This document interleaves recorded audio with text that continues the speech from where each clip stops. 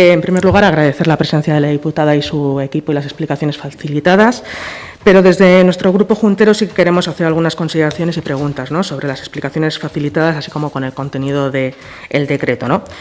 Como bien ha comentado la diputada, la regulación del teletrabajo tiene como antecedentes, ¿no?, por decirlo de alguna manera, el plan piloto que se llevó a cabo en el año 2018, ¿no?, por un determinado grupo de trabajadores, de personal trabajador de la Diputación Foral de Álava, y como consecuencias del COVID-19, pues la regulación de la modalidad del teletrabajo se ha vuelto a poner encima de la mesa con mayor urgencia, ¿no?, llegando a su regulación a lo que hoy tenemos encima de la mesa, que es el de este decreto del 4 de agosto. Se ha comentado que si no hubiese sido por el COVID-19 se hubiese puesto en marcha en primavera, ¿no? Al final ha sido causa-efecto, ¿no? O sea, la agilidad, lo que es el ponerlo más rápidamente encima de la mesa ha sido como consecuencia del COVID, ¿no? Aunque hubiesen llevado varios años desarrollando, teniendo este proyecto en mente, al final lo que ha sido causa-efecto ha sido las consecuencias del COVID-19, ¿no? En el decreto se recoge que, en el previo, antes de empezar a hablar sobre el articulado, ¿no?, se recoge que el decreto que se dicta al amparo de determinadas competencias atribuidas al Consejo de Gobierno ha sido objeto de negociación con los sindicatos. Nos ha comentado aquí que ha sido fruto de varios años de negociación con el personal, con la Junta de Personal. Y sí, yo tengo otra información diferente, ¿no? Y sí que me gustaría saber cuántas reuniones ha habido y cómo se han desarrollado esas reuniones y si las aportaciones que se han puesto encima de la mesa se han tenido en cuenta o se han dejado a un lado. Entrando ya al contenido del decreto, decir que hay cuestiones que nos parecen positivas, ¿no?, como la duración del teletrabajo, la disponibilidad, la distribución de la jornada, el hecho de que se vaya a favorecer la movilidad sostenible, ¿no?, implicando menos desplazamientos, ahorro energético y con todo lo que ello conlleva, pero sí que tenemos varias consideraciones y preguntas, ¿no? En el artículo 4, cuando se regula el régimen del trabajo en la modalidad, cuando se establece el régimen del trabajo en la modalidad del teletrabajo, en el apartado 5 sí que se habla de la desconexión digital, ¿no? Y el director del departamento ha dicho que la desconexión digital será no contestar a los mensajes, ¿no? Nosotros entendemos, ¿no?, que para garantizar que haya una desconexión digital hay que ir más allá de que las personas que teletrabajen tengan derecho a no contestar, ¿no?, ni mensajes ni llamadas telefónicas. Para garantizar una auténtica desconexión digital, entendemos que si se quiere garantizar esa real y auténtica desconexión y el respeto al tiempo de cada uno, a su descanso y a su intimidad personal,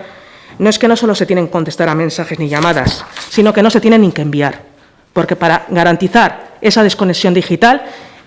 no hay que mandar fuera de su horario laboral, a no ser que sea algo urgente, ningún tipo de mensaje ni hacer ningún tipo de llamada, porque así se garantizará que esas personas que se acogen a esta modalidad no tengan que contestar ni a ninguna llamada ni a ningún mensaje. Eso, y en el mismo artículo, en el apartado 5, sí que se establece que este ejercicio de este derecho se sujetará a lo establecido de negociación colectiva. ¿Esto se ha sometido a la mesa de negociación colectiva? La desconexión digital auténtica y real de no contestar y no recibir mensajes ni llamadas. En lo referente al artículo 11, que hace referencia a los equipamientos, y ya se ha mencionado anteriormente, sí que nos llama la atención el hecho de que corra cuenta de la persona que se acoja a esta modalidad la línea de acceso de Internet, el uso de su propio ordenador si así lo desea, así como la posibilidad de configurar la extensión telefónica del lugar del trabajo para desviarle a un número que quiera la persona trabajadora. Línea de acceso a Internet, uso de portátil personal si así lo desea la persona que se acoja a esta modalidad, terminal móvil o fijo de teléfono. Esto es como si yo invito a comer a determinadas personas, esas personas voluntariamente acceden a la invitación que les hago yo a un restaurante a comer y les digo, pero ahora tenéis que pagar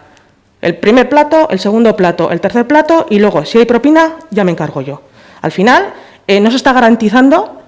que esas personas tengan los mismos derechos, los mismos deberes y las mismas obligaciones. Se supone que para garantizar, la Diputación debe garantizar a todas las personas que se vayan a acoger a esta modalidad la disponibilidad de todos los medios necesarios, tanto materiales, tecnológicos, para que el desempeño de ese trabajo sea en las mismas condiciones que si estuvieran trabajando de forma presencial y que sea a coste cero de los trabajadores y las trabajadoras que se acojan a esta modalidad. Y en caso de que pueda ser gastos compartidos, ¿esto se ha sometido también a negociación colectiva? Me gustaría saberlo. Y por último, sí que hemos tenido conocimiento que se ha mandado una circular con criterios establecidos en lo referente a situaciones excepcionales como consecuencia del COVID,